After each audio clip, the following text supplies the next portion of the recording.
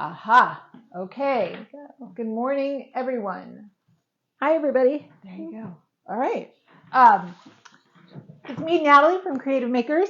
I'm happy you're here. People will pop in as we go live. And I'm here this morning with Quincey Grace. Hi there. Quincey Grace. Hello. Give me just a second while I make sure that I'm up and running on the video. Yep, I am. There we go. All right, cool. All right. And don't mind looking at yourself while we're talking there. Okay. Aha. Hello, Sherry. Nice to see you. I don't know who else is on there. I only see one person. Oh, there's a second person. Anyway, thank you for joining us. I'm excited to be here. Okay, so I'm going to ask you the one question that I ask everybody, and then everything's going to Flow out from there. Okay. So the one question I want to know is, what did your creative life look like as a kid? How did it start? I consider hairstyling even a creative act. Totally. So when I was 4 years old, I cut my neighbor's hair. She and I looked like each other. I was brought home from the hospital in May and she came in July. So we would tell people we were sisters because we kind of looked alike, but her bangs were always down in her face. And so one day I said, would you like me to cut your bangs? And she said, yes, please. So I cut them. Then when my mother saw what I'd done, I did a good job, by the way. I was just going to ask. But my mother she said, you must go down and apologize to her mom for having cut her hair without permission. So I went down and apologized, and Biz, that's her mother's name, looked and went, oh, no, she did a great job. Thank you. So that got me thinking that you can do things with your hands and cut and style things. And so then I did a lot of coloring as a child, and I would make handmade greeting cards for everybody's birthday that were particular to them. And then that was pretty much all I did as a child, aside from sewing. I made my own clothes. I was the one that brought the midi to my high school because minis were the style, and I was really tired of not being able to bend over and get a drink at a drinking fountain. So I went out and bought the first midi pattern that Simplicity made and made it. And the next day, many of the girls in school had gone home and made their own midis. So I got in creativity through fashion.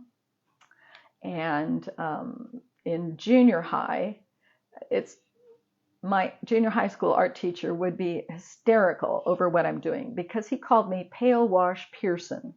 My last name was Swedish Pearson. And every time he had me working on a project, I didn't have the courage to make it bold colors. So everything was pastels and pale. And because he sort of teased me, I didn't push it forward.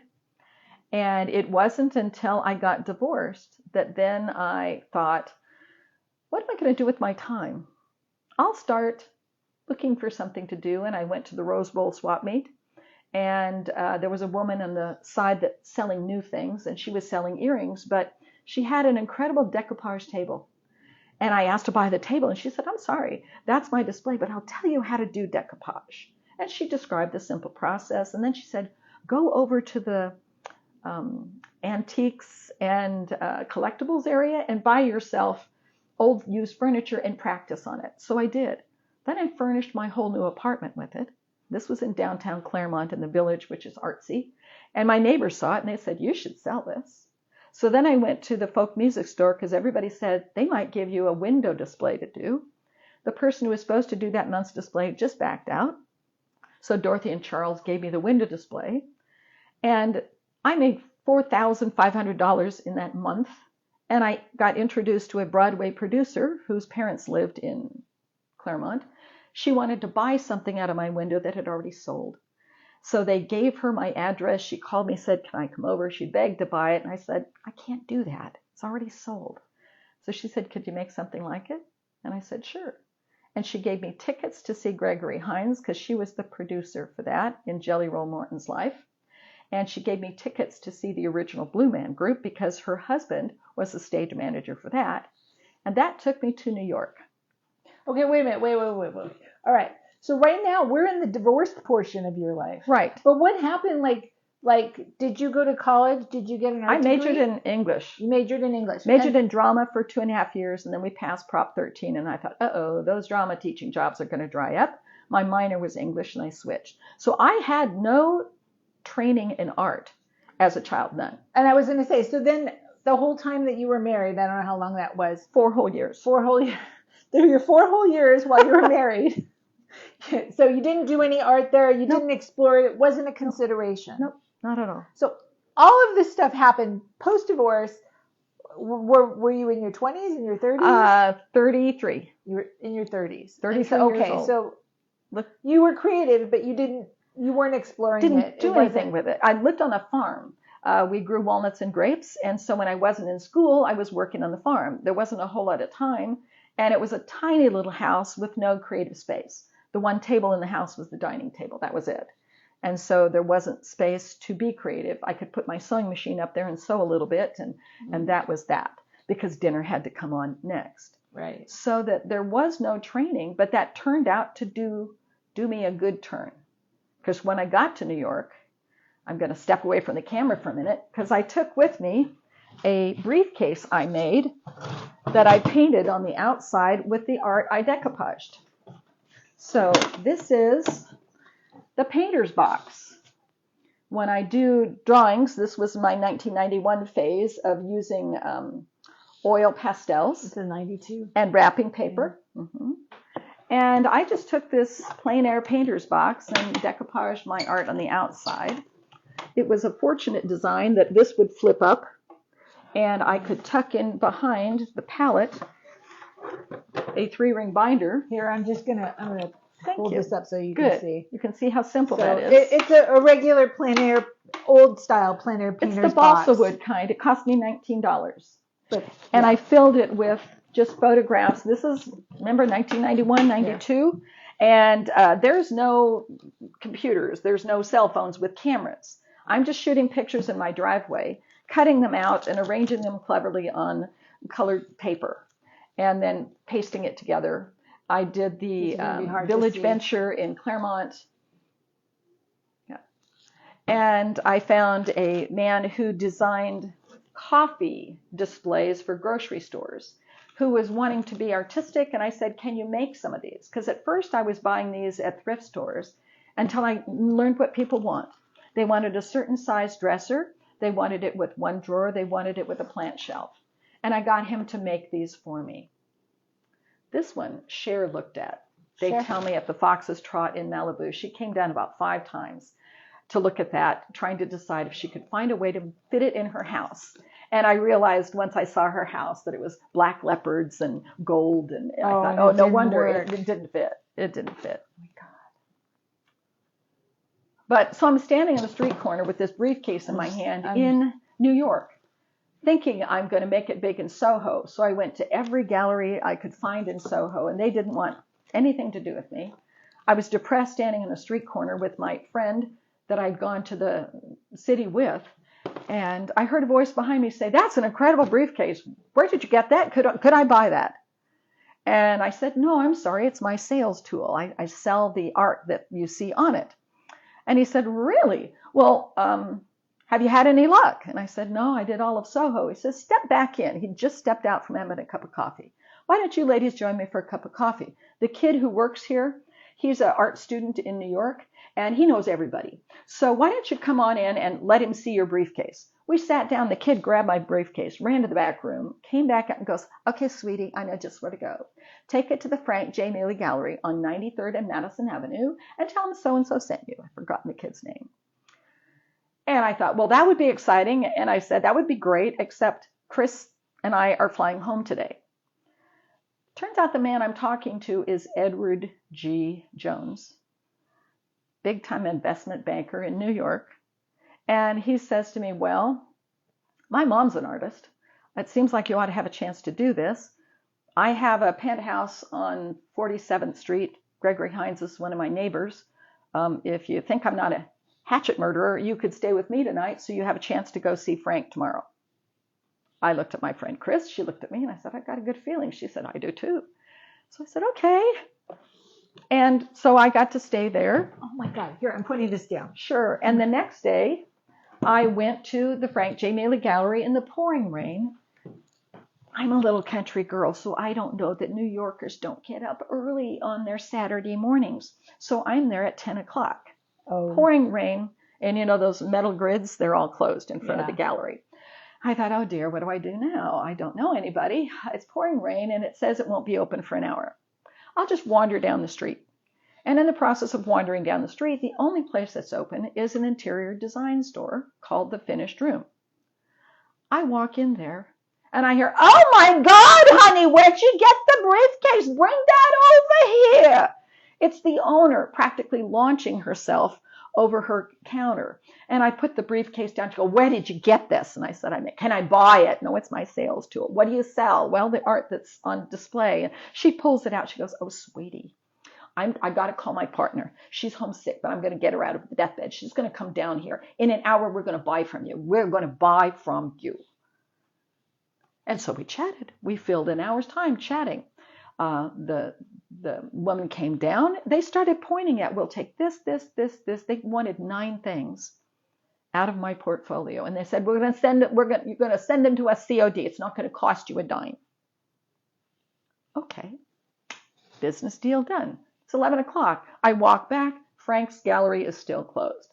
But I hear this voice screaming at me from down the street. I hope you're waiting for me. And it's Frank on his bicycle paddling madly through the rain. He skids up next to me, and it's thanks to that darn briefcase. He could see it from a mile down the street. So that's why he was hollering to keep me there. And as soon as he's unlocked, he goes, man, I hope you're available to, because I really like your art, just looking at what you got there. And then when he saw that I did crazy painted picture frames, he says, oh, we are going to do business because my crazy picture framer just moved upstate and got out of the business. So let's do business. And he said, wait a minute, you are a naive artist, aren't you? And I said, oh, I'm not stupid. And he goes, no, I don't mean that kind of naive. He said, I mean, you have no training. No official training in art. And I said, yeah, no, I'm a little country kid. No, I don't. He goes, oh, thank goodness. I only handle naive artists. He handles the Grandma Moses types. I said, oh, well, that would be me.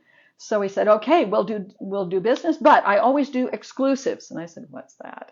He said, that means I'm the only one in all of Manhattan that can sell your art. Uh-oh. I was like, that's it. I went, oh. He goes, what do you mean? Oh, I said, I just sold 9 pieces to The Finished Room down the street. And he goes like this. Let me think.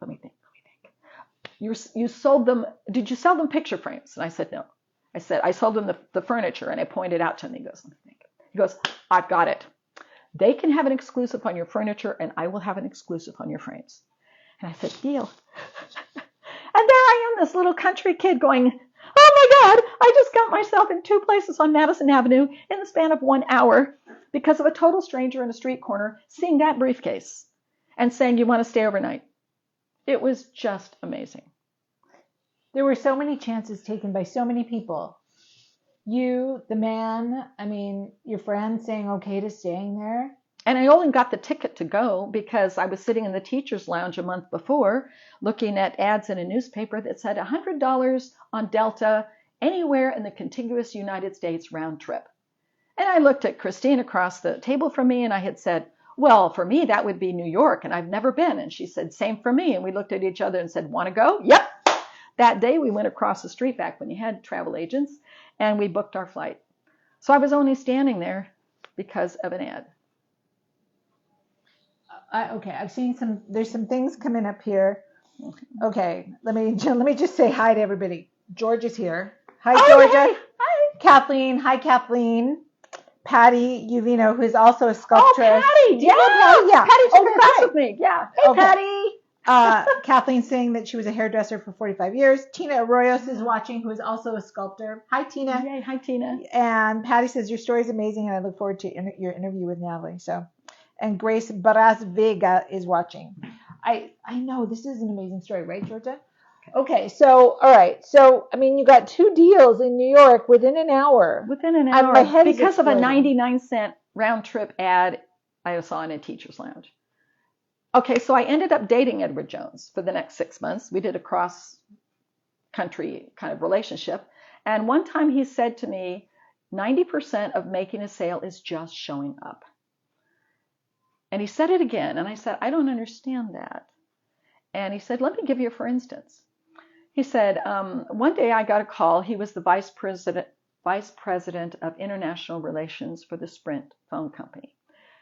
He said, I got a call from someone who was one of the heads of state of one of the Saudi Arabian countries. I've forgotten which country, or otherwise I'd tell you. And he said, you are invited to come and give your pitch to me on thus and such a day in this location, because our country is getting ready to go cellular. And so Edward said, I accepted the booking. I went, I gave my 20-minute spiel, and at the end of it, the man stood up and shook my hand and said, congratulations, you have the cellular contract for the entire country. And Edward said, well, thank you very much, and sat back down and said, that was too easy. What just happened? And the man said, we invited all 5 of the other companies, and you were the only one that showed up. That's what Edward said. 90% of making the sale is just showing up. So artists, show up. Yeah, right? Show up prepared. I got myself in the 4 years I did furniture. I got myself in 23 galleries in 5 different states. I was showing in 3 galleries simultaneous in Laguna Beach, and the Laguna Beach Art Exhibit put one of my works up for auction, live auction at one of their events, just by showing up. Now, I don't mean just showing up. I mean, I had already painted 7 pieces, and I had them in my car, and I had that briefcase you just saw, and I had my business cards. And folks, I did not sweat the business cards. I was so naive that I didn't know you can't use other artists' work. So I took a picture out of an art book of a Matisse painting.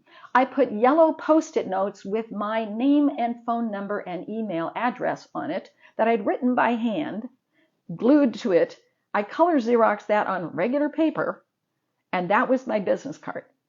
Little corner edges of a Matisse showing with my name. And I had those inside that crazy briefcase with the photographs I shot of my own art in my own driveway with my own rinky-dink little camera, glued to pieces of colored paper. You cut out and then you this is back before computers and high-tech anything. And that got me in 23 different galleries just walking in. The hair is kind of crazy. I did that on purpose, and I used to dye it really bright red. And I would dress in kind of unusual clothing that matched my style. And I'd have that briefcase. And inevitably, if I picked the right spot, and that's another thing, do your homework. Don't walk into a place that's obviously not your flavor. Right. Walk into some place that's your flavor and just kind of stroll and look around. You don't even have to pitch it, because if they're interested, if you've got something that they can see working for them, they will approach you. Right, because you've already got this. Right. And that's the thing. And then when you open this up and you pull out a portfolio with good quality photos and you have a business card, it was so much fun, because half the time about that point, they'd gotten to see that I was not a flake. Please don't come across as a flake. That works against you. Yeah, people don't know that they're coming across as a flake. Okay. Though. That's the thing. When you're a flake, do you know that you're a flake? Well, that could be. You don't know that you're a flake. You could see, if they're interested, if you have something that's close enough to their flavor and works with something they've already got in the gallery, they're already figuring out, where could I put these pieces? And then they would ask, you wouldn't by any chance happen to have some pieces with you? And when I would say, I've got 7 pieces in the car, they'd go, well, could you bring them in? And as I was gone bringing them in, they would be rearranging the art in their gallery so as to create a flavor that's me, that ties in with the other artists on the wall. And by the time I would leave, we would already have a verbal contract or a written contract. And that was another thing I finally learned, that I had to go out with contracts. Oh, because if it's going to happen spontaneously, you need to have your own contract with your own contact information and each item listed and the dimensions and the price tag. Right. Prepared. Just prepared. Showing up prepared. That's the deal. Yeah. And I got that from Edward Jones, saying 90% of making a sale is just showing up. And he didn't add the caveat of showing up prepared, but that kind of goes without saying. Yeah. Well, he showed up prepared. He showed up prepared. And he knew what he was going to talk about and do. Exactly. Oh my gosh. Okay. So you're in New York. So I'm in New York, wheeling and dealing and making sales. And that gave me the courage to try Laguna Beach. Mid-90s? Yeah, probably 91. Halfway through 90s. 91 or 92, somewhere in there. Mm-hmm. Yeah. And I remember that period of time artistically. It was bright colors. It was Bauhaus. It was, I'm thinking of another design firm name, and it's escaping me. Memphis. Yes. That sort of Memphis sort of styled artwork. And I was catching, as you said, I was catching a wave. I had seen in a couple of interior design magazines a signature piece of furniture somewhere in the background that was bright and crazy and had polka dots and stripes and things. And I thought, wow, I like that. Birds painted on. And I thought, that's pretty cool. And by the time I was divorced, so my space was my own to create. Then I thought I could go bright colors. Totally. Who's to stop me, Right. And I could mimic what I've seen. And so that's where I got started, between what I'd seen in the design magazines and what I saw the woman doing on her table at the Rose Bowl swap meet. She was doing sort of golds and things, and the stuff on the magazines was more the bright, vibrant colors.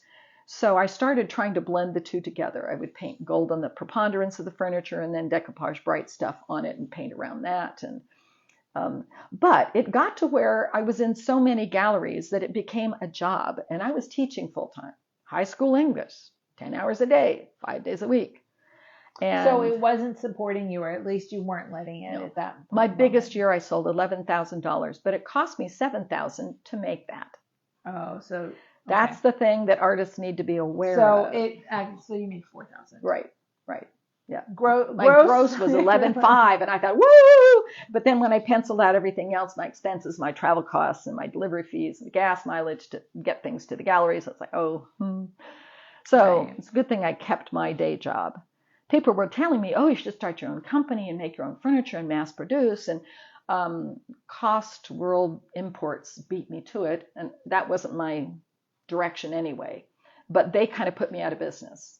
Because once that trend became so popular, then they got in the business, and their prices were so much less than mine could be. Yeah, and they did everything in Indonesia, right? Or Bali, or wherever. Right.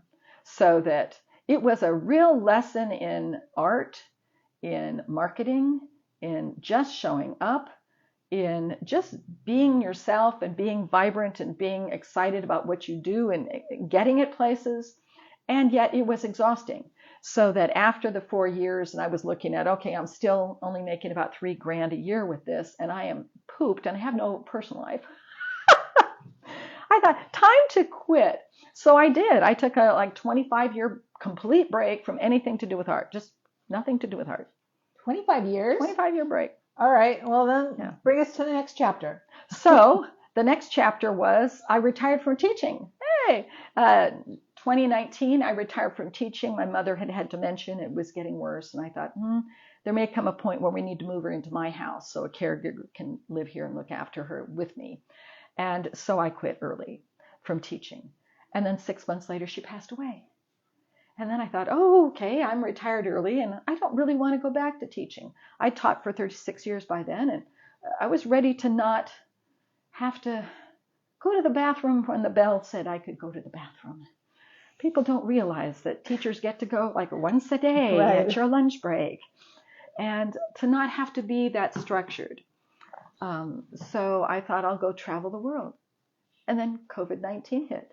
Right. And so there was no traveling the world at all. So then I thought, all right, what's on my bucket list? Subconsciously, ever since I was young, and I had seen a picture of Maria Theresa of Spain wearing this spectacular outfit back here. I don't know if you can see her, with this flamboyant bouffant hairdo, big sleeves, big, I don't know what you call this, upper skirt. Peplum, thank you. I should know that. And the bottom skirt, I thought, I would love to sculpt her someday. But I had intimidated myself about faces. I thought that they would be too difficult to do, that I didn't even draw them. I didn't draw them. I didn't sculpt them. But when I had nothing else to do, and I had taken a few classes on how to hand build pots and boxes and things at the American Museum of Ceramic Art in Pomona, and I still had a studio space there, I thought maybe now's the time to learn. So I discovered YouTube.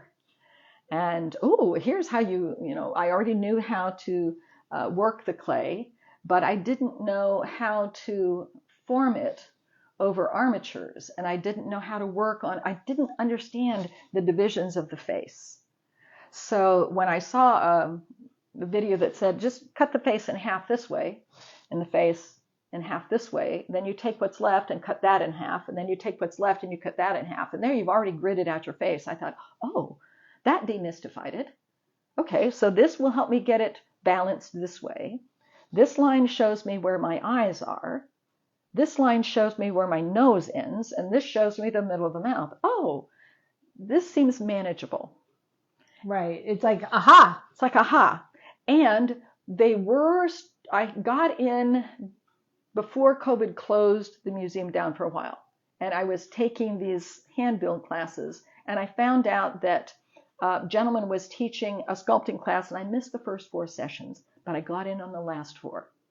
So he helped me sculpt this behind us. This was my first face sculpted ever with Big his white help. one. And I thought, okay, but it was just the front half of the face. That was all I had the courage to do. And it was built on top of an egg-shaped mold. So it was just working out the features. So I learned how to build up the clay to make the features in the right format.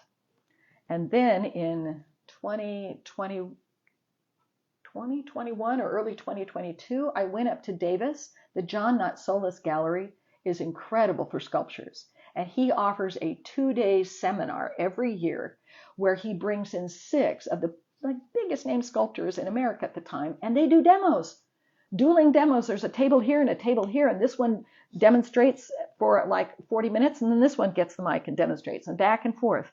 And they do that for 2 hours, and then we get a break, and then the next 2 come up. It was just amazing. And I watched Arthur Gonzalez. I want to give a shout out to Arthur Gonzalez of Davis, California. Amazing demonstration. He'd already rolled out coil. He'd already wrapped it up into a ball with a hole in the top and a hole in the bottom. And he'd already smoothed it out. So it was a ball, and his hands would open at top and bottom. And he said, here's how quickly you can sculpt a face by working from within. And I went, working from within? What do you mean? You build the stuff up on the outside. So I was leaning forward, and he drew the obligatory mark, mark, mark, mark. And then he reached his hand inside. Let's pretend that this has nothing sculpted on it. It's just a round circle. It's got its marks. He reached his hand. He put his hand here across the brows. He reached his hand inside and just started pushing forward, sweeping backwards until he'd pushed out the forehead. It took that long. Then he put his thumbs in here and pushed in and up to create the eye sockets. Then I believe he did, or another person who demoed later did, pushed his fingers forward to poke forward the eyeballs themselves. Then he took his thumb down here where the nose was supposed to end, and he pushed forward, and then he pulled back, releasing the pressure, so he stuck the nose out. Then he came down where the mouth was, and he pushed here. Then he reached his hands around here, 2 thumbs on a slice, and he sliced it all the way through, and he just pushed up and lifted out, and all of a sudden, you got lips. It was the freakiest thing to watch, and in 5 minutes, he had a face that could have talked to you. I mean, literally 5 minutes. And I went, I'm on board. I'm going to go home and learn how to do that. And so that is how I have sculpted ever since, was pushing from within. Okay, so you've only been actually sculpting Since for the last middle of 2020. So 4 years, 3 years, 3.5. Yeah. And it's so much fun. But now, it sounds like I haven't been doing it for very long, but keep in mind I started during COVID, and I was in there 8 hours a day, 7 days a week for 18 months continuous. Well, in the big picture, I mean, usually they talk about 10 years being the mark. Okay. But I mean, but if you, even as a musician, you have considered mastering your instrument, right, so to speak, right, at the 10-year mark. Okay. No matter, provided you've been working on it consistently. Yeah. So, to have something like this done in 3 years, it speaks to how much work you did during those 3.5 years. I was really concentrating on it because I just found it so absolutely fascinating. Now, I am not the type of artist that gets into it's like, oh, I'm in the flow and this is fun and this is relaxing. Oh, no. I'm hunched over it going, God, I hope I don't screw this up. Oh, did I just do that? Is that off center? Oh, dear. Oh, I need to fine tune that. I need to put a little more water on that. I need to add a little bit. Oh, dear. I'm a bundle of nerves when I work on my sculptures. And so Still? And I need to take breaks from them sometimes when I'm working on them, just to go and watch TV for a little while or walk the dog or something, to let my shoulders go down. Because, you know, when we get nervous, we get our shoulders up by our ears, and I need to get my shoulders down. I have a question though, but you're here by yourself. I mean, and you've already, I mean, at this point, you've done hundreds of these. Yeah. I mean, why would you? At least 98. Oh, you're right. It is like 104 now. Because okay. Yeah. All right. So, but I mean, nobody's going to die if it's off center. I know it. I don't know where this comes from. Nobody's going to die. Nobody's going to yell at you. I know. Nobody cares. I know. I don't understand it either. All right. And what I'm working on this year is to give myself permission to screw it up. Good. In fact, I'm taking some sculptures right now that I really like. I don't have any to show here. I call them the big nose sculptures. I just made 3 slabs, put them together like a big tube triangle, and then started messing with this edge as a nose. And some of them go wah, wah, wah. Some of them go Humpty, Dumpty, Dumpty, Dumpty. Some of them go really big. And I thought I'd try leaving them in the natural clay color, because some folks had suggested try some natural clay and not painting them with the acrylic paints. And oh, there they are. They're right behind you. Oh, here. Let me grab. I'm going to grab this one. Okay. Here's the Humpty Dumpty nose. I'm going to bring it forward. Okay. So, and I'm going to turn it to the side. And I put the eyes way up here. So just so you can see, there's the 3 that she was speaking of.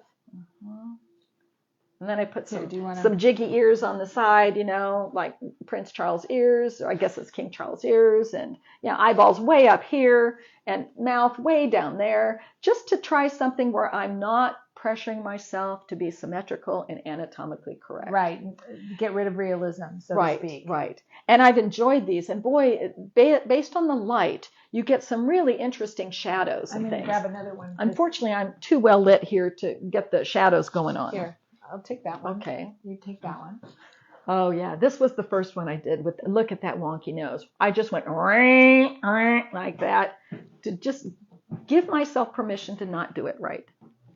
They're awesome. Here, thank you. Hold that. I had fun. I'm going to bring this forward. Doing these crazy faces. And then people suggested that I should try to,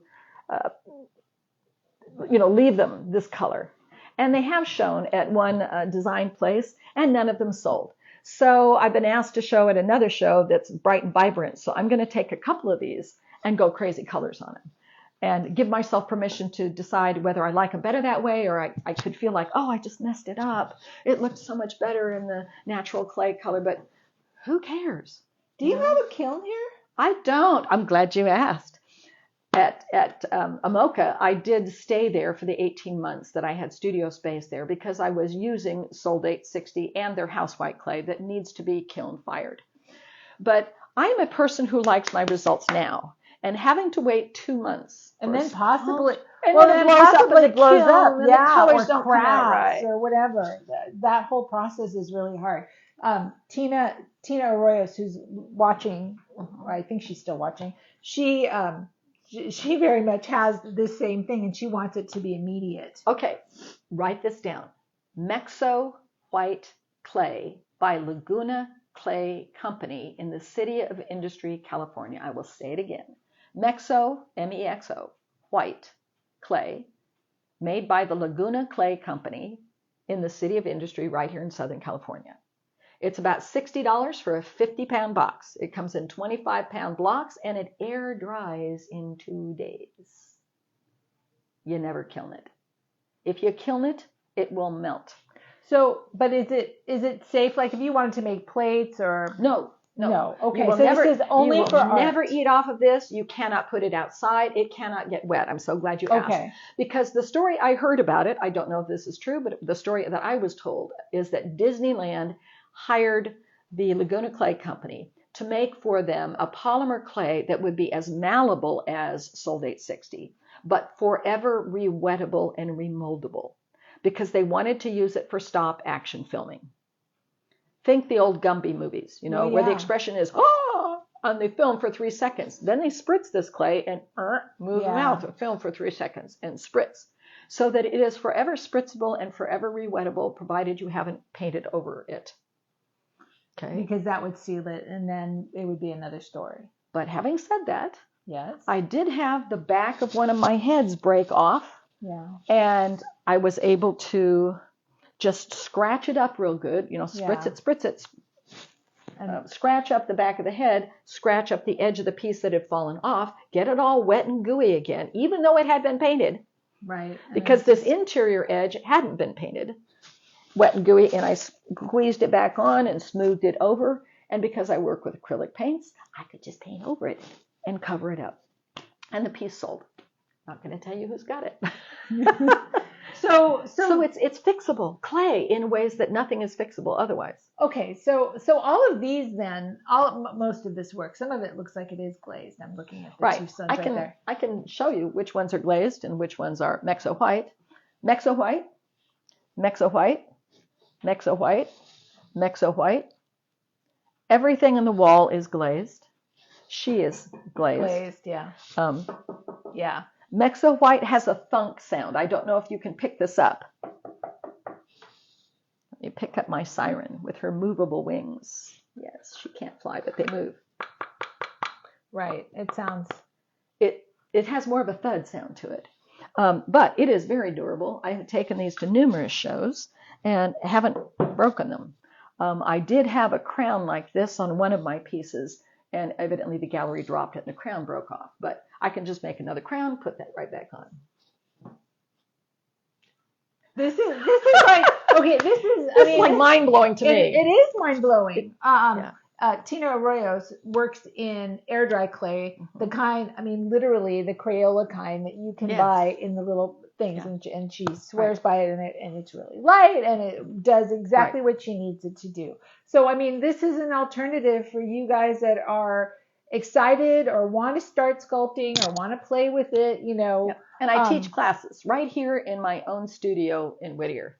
A lot of these people, unfortunately, are like national. Oh gosh, so they're not local. Okay, there's a few people here that are across the country. I want to do a shout out. I've done my shout out for Arthur Gonzalez, and I want to do a shout out for the sculptress Cristina Cordova.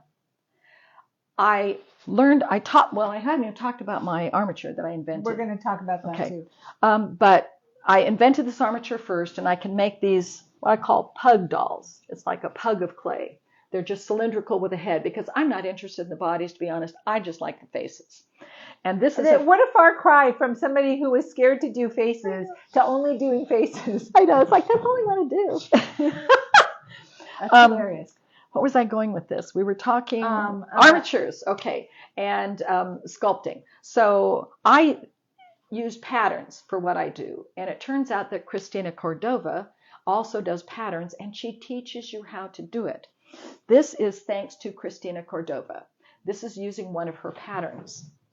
You can take her class for only $14.88. I will repeat that. Is she online? You can take her class online from domestika.org. DOMESTIKA. Okay. Domestika.org. It's a Spanish company that's international. They have incredible artists, and you can take their classes for between $14.88 and $24. And I don't mean one class. I mean that will buy you a series of 8 classes that talk you all the way through a sculpture or all the way through a painting. It just rocked my world. So Cristina Cordova's pieces for how to create a sculpture like that with shoulders this is the shoulder piece. It's going to wrap around like this. This is the neck piece that's going to go on, and the chin will fit down here. And this is the head piece that wraps around like this. So that she has discovered years ago what I discovered in 2021, that if you start with a pattern, it goes so much faster. I made 10 sculptures in 7 days in Amoca. I had done 1 sculpture before that, and then I did 10 in a row using this armature system. It was just earth-shaking how fast you can go if you're using a pattern and you're building on top of something. And when I looked on the internet, everybody was making armatures that I could find of wood and chicken wire and newspaper and tinfoil and tape, and it was a mess. And you had to stack so much clay on top of it that you wasted a lot of clay that nobody's ever going to see. And it took forever just to get the clay on. And then you finally got to start sculpting. And then it's used only once and it burns out and you're done. And I thought, you know, in this age of recyclability, I would love to have something that if I liked the shape, I could just use over and over and over again. So remember, I like to do the faces and not the bodies. I started with a Perrier bottle, plastic Perrier bottle, and fabric. And I cut out fabric in the shape that I wanted my object to end up in. And I drilled a hole in the bottom of my Perrier bottle that was big enough, and you do have to get the drill, you know, to synchronize with the size of your dowel, so that I could shove a dowel up here, and now I don't have to stuff this part of the body. It's already pre-stuffed as plastic. I should have made this longer. Your stick needs to be more like 2 inches longer than, well, since it's an inch down here, it should be maybe 3 inches longer than your bottle. And you've got your pattern, a piece on the front, a piece on the back that you sewed around the sides. Is this stuffed up on top? That's stuffed with just pillow stuffing that you buy for cheap at Michael's. Okay. And it's super basic. It's not finished. I didn't finish or the edges. anything. Oh no, It's this is just going to be a mess. And you stick you stuff the head first. And I found it helpful to buy hemostats on Amazon. What's a hemostat? A hemostat is a long thing that looks like scissors, but it's a clamp.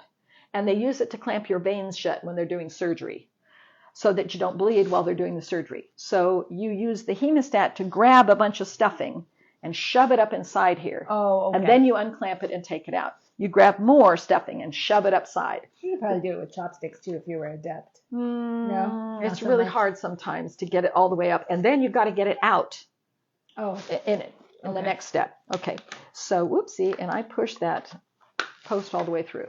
So you just slide it on like a sleeve or put it on like a sock, and you've got your head stuffed up here. I should have the stick longer so that it would hold the head a little bit more firmly.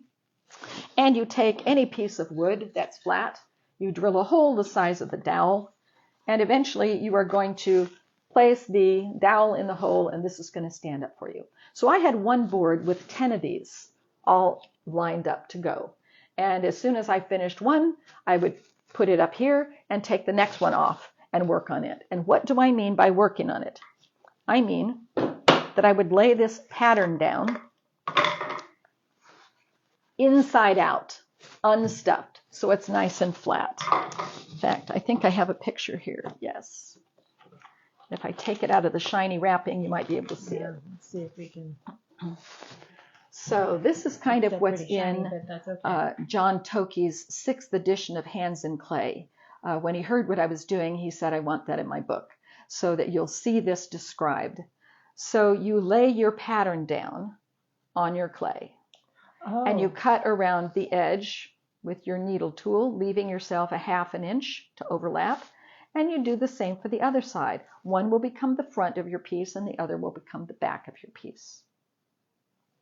So you've got this stuffed thing. Whoops, I shouldn't have pulled out the bottle. Now I understand what you meant about using it as a pattern. So it's a pattern to cut your clay, and it's the armature on which you will fit those pattern pieces. So you've got your clay cut out. Let's see, can you see? Yeah. You have your clay cut out, and you bend the bottom piece up, and then you take the top piece and you place it over the top, and you bend it down to overlap, and you use your, I can never remember what this is called, scratcher tool I call it, and you scrape it all together. Bench scraper, whatever. And you use, I like the Fang mud tool, and you really gouge in so that you're really overlaying and blending together the edges. Right. And you don't care. The crummier it looks, the better. The deeper you've gouged in, so you're joining the two pieces of clay together, the better. For those of you who haven't worked in sculpture before, that is definitely what you do when you're trying to merge two pieces of clay and you want them to stick. You can't just slap it on there. You get something called slip, and you gouge it up so that it's roughed up, and then you put in the slip, and then you add the other pieces, because you don't want it to just pop off eventually. Right. And these are the two tools that you need. Deanna says it's a very clever way to make a base for the sculpture. Yeah. It's and inspired. so the advantages. So once you've got the two pieces together, then you use not the serrated edge of this. This has what looks like a saw blade on one side and a flat edge on the other. You use your flat edge to smooth out the clay. And then you're there. And so then you end up with something that's as smooth as this on the sides. And then you're ready to do the face. Now, that pattern works well for the first type of sculptures I did, which was where I added material. I added for the forehead, I added for the nose, I added for the eyeballs, I added everything because the two pieces were squeezed together. There's no way to get your hand inside. Right. And now I tend to leave the two pieces open at the top, or I even cut them off at the neck. And I work this piece in my hand so that I can do the pushing out for the forehead, and the punching in for the eyeballs, and the pushing out for the nose. And then I place it here and use those other tools to scrape it on. And I place the back piece on and I scrape it on. But it's even easier to do if you use Christina Cordova's pattern. So go take her class on domesticate.com or take one from me. I have to ask, what is this? It's like a voodoo doll. Well, what you'll see is I added chin.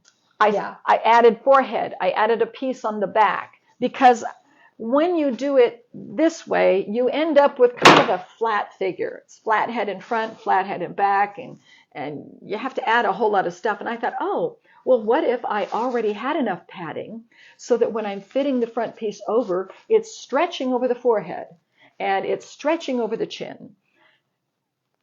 And I did a few pieces that way, and it was easier than this, and I ended up with more lifelike features without having to add a whole lot of clay. But the minute I discovered this pushing from within thing, you don't need to have all that extra padding. That's just a moot point. So I had that out here to show the progression. I started with flat heads front and back, and then I did the pad up the head, and then I discovered, oh, geez, just work from the inside. It's so much faster. So this is what I'm doing now. So let's talk about how you get your ideas. I've noticed that the majority of these pieces are female. Yes. Mm-hmm. On purpose. On purpose. It seems like everything in the world is male. I mean, even car seats are designed for men.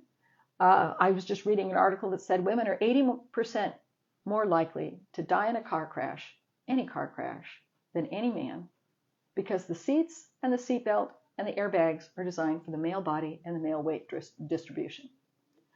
So since the world is made for men, I think that women ought to at least have some place where they can reign supreme. And for me, that ought to be in the arts.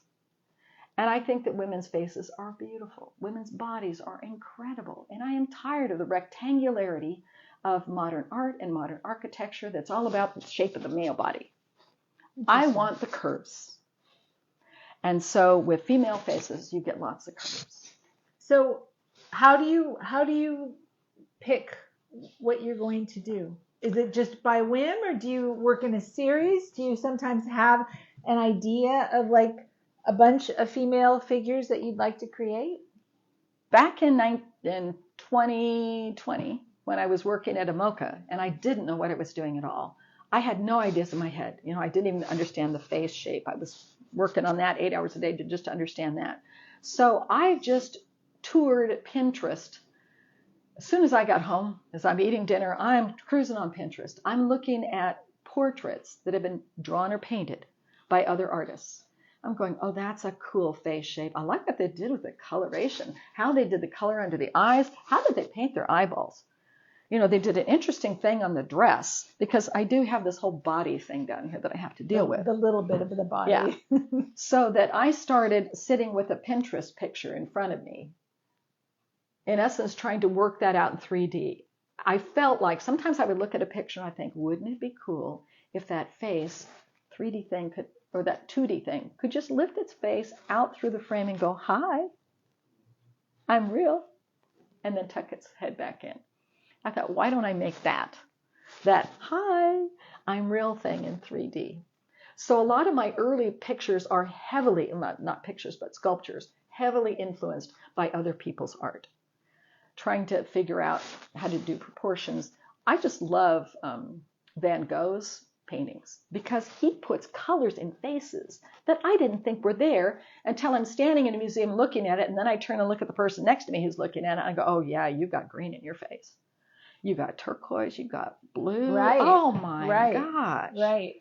So that I was getting a lot of my ideas. Now, keep in mind, I don't know how to paint. Not only do I not know how to sculpture, but I don't know how to paint. When I did the furniture, I'm working with house paint, and I'm just putting geometric patterns on there and then decoupaging things on top. So I have no training in painting either.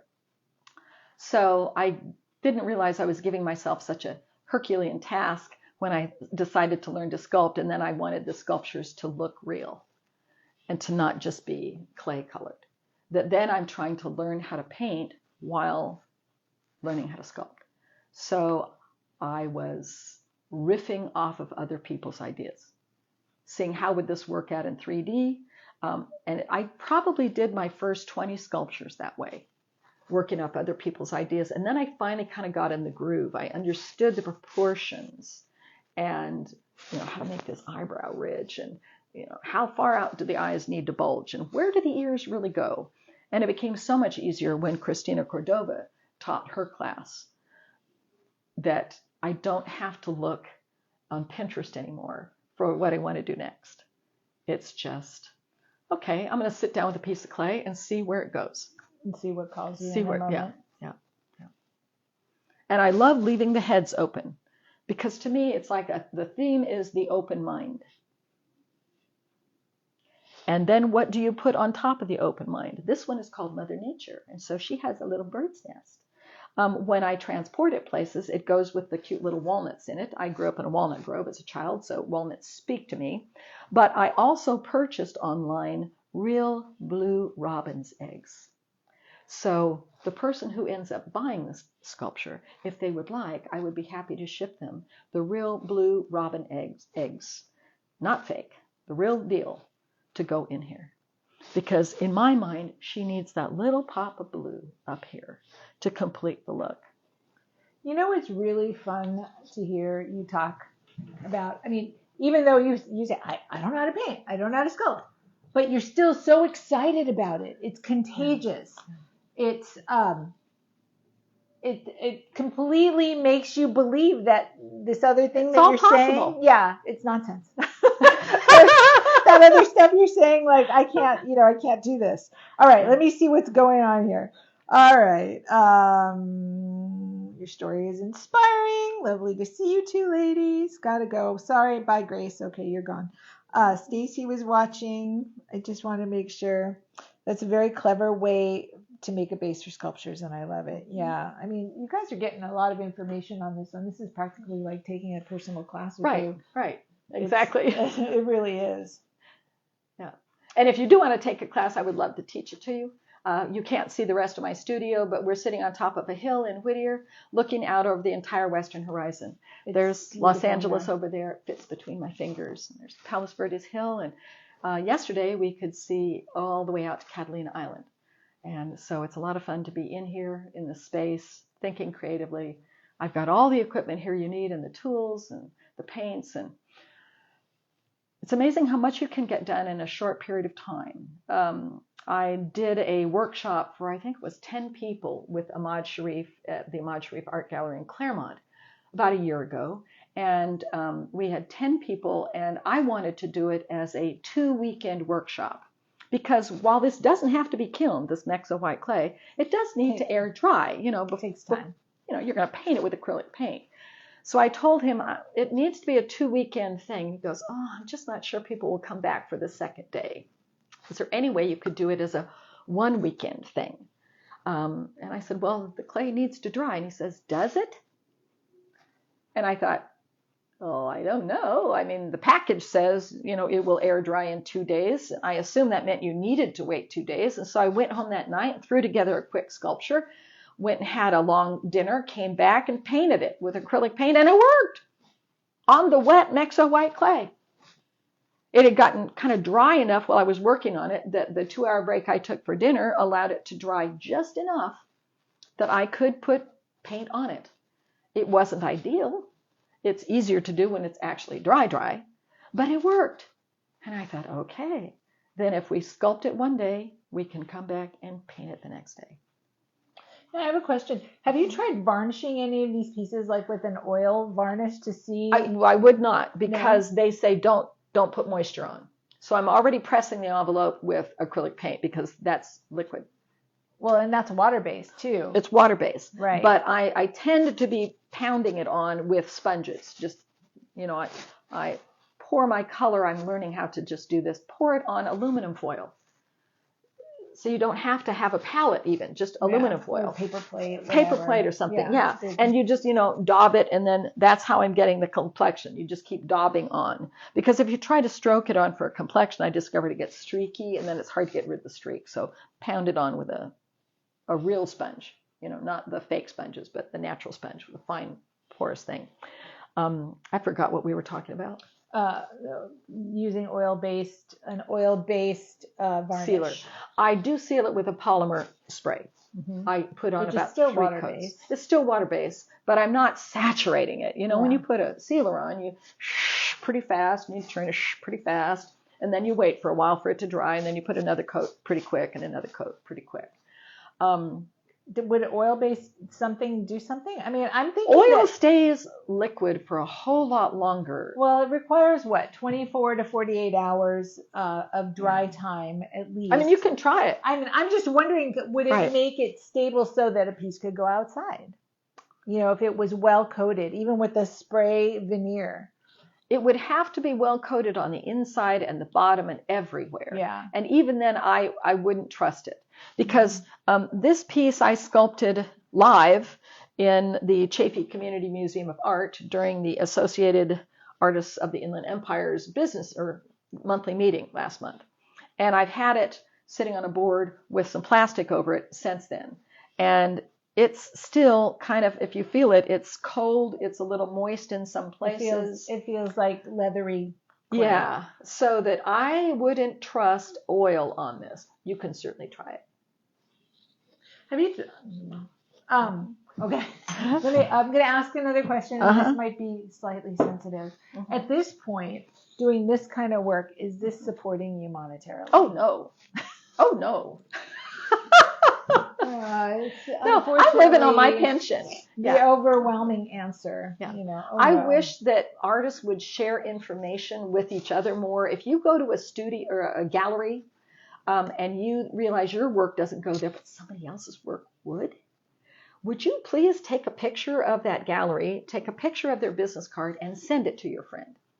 Because I'm struggling now. I rode the crest of the wave in the 90s with the furniture. I was right in the flow. Now, all the galleries want wall art, and pretty much nothing but wall art. I have been to 36 galleries in Southern California, and they all want wall art. They'll look at, this is another thing. When I did the LA Art Show last year, I made a book so that when people wanted to see more of my work and they wanted to see my process, I could show it to them. Wow. But wall art is what people are looking for. They're not looking for sculpture. When I went to the LA Art Show this past week ago, lots and lots of wall art, almost nothing sculptural. You know what? But that's just a temporary thing because the tides always turn. I realize waiting for the tide to turn is not that fun because it means that you're not getting bought. Right. But by the same token, it's just a matter of time. So if any of you see a gallery that might handle my flavor, please let me know. Mm-hmm. And if I get to know your art, I do the same. If I see a gallery that I know somebody's art would do well in, I do what I just described. Take a picture of the gallery, take a picture of the card, and send it to them. I can verify this information because she told me about something I should be doing that I have not shown up for yet. And that's okay, but just, have a idea stream coming from fellow artists of where you could go, what shows you could be in. Yeah. Would just be helpful because that's a whole nother level of commitment to the profession as a profession. There's all that marketing you have to do. I mean, you can create all the stuff you want to create, but unless there's a place to sell it, you're just putting more stuff on your shelves. Yeah. So then you have to take hours of your time going out to galleries and shows, but do it. Go out to galleries and shows. Approach interior design shops. That's where I'm going to start heading next. Even places that sell furniture, even on a more modest level, they're oftentimes looking for work that they want to feature with their furniture, and you can sometimes get your work in on consignment there. Yep. And if you get into a store that sells interior tchotchkes and wall things, you can ask to be treated as a vendor, which means they pay you when you deliver the work of art. It's like if they're selling beautiful coffee cups made by, some company in France that are all selling for $50 a pop, they treat that company as a vendor. Right. And when they get their 50 cups, they pay them for the 50 cups. Right. They don't say, well, we'll keep your 50 cups indefinitely and we'll just send you $25 or here and there or whatever. So that if you can hook yourself up to shops, that's where the finished room that I told you about when I was standing in the rain in New York, they bought those things from me. So when I shipped them to them, that was sold. It was done. They would then double or triple the price. They put it on their showroom floor. It was up to them to sell it. So, and Rogers Gardens is now doing that for me now. I did a spring collection for them last year. I've done 2 Halloween collections for them, and they'll have me for Halloween again and again because my Halloween items for them sculptures move. They sell and they buy them. So if you can get hooked into a store, that's the way to that's the way to go. I think we're nearing our time here. I have no idea what time it is. But in any case, how about some parting words for our friends? Keep creating, even when you don't feel like doing it, and get out there with it. Turn it into business cards and have it with you always. You can also, I'm going to show you something, put it on your cell phone. I go everywhere with my cell phone. I went to the company called Skin It, and I had them made a skin for the whole back of my phone. Then I decided I didn't like their color yellow. I liked my iPhone's color yellow better. So I cut my Skin It up until this is all that you can see. But this is a sample of 3 of my sculptures. It is my contact information. Now, had I known how easy it is to make QR codes, there would also be my QR codes for my Instagram and my website right there.